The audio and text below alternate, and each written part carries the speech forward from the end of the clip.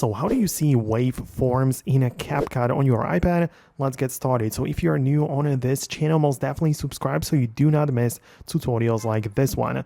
Well, in order to see that, make sure you have your project ready and all of the things imported to the timeline, but make sure you select the clip at the bottom. And what you need to do is scroll through the options or like buttons below and click on the one which says extract audio. So you'll be able to do that and basically separate the audio layer from the video layer.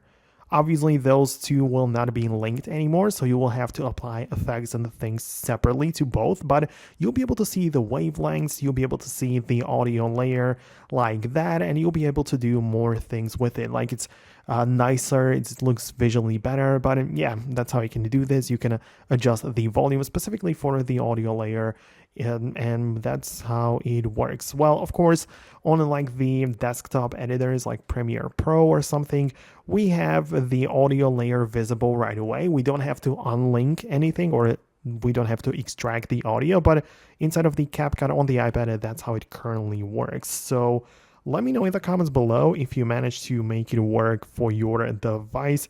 In case of any questions, go ahead and leave them below in the comments. And thanks a lot for watching. Stay tuned by subscribing, and I'll see you later in the next videos as well.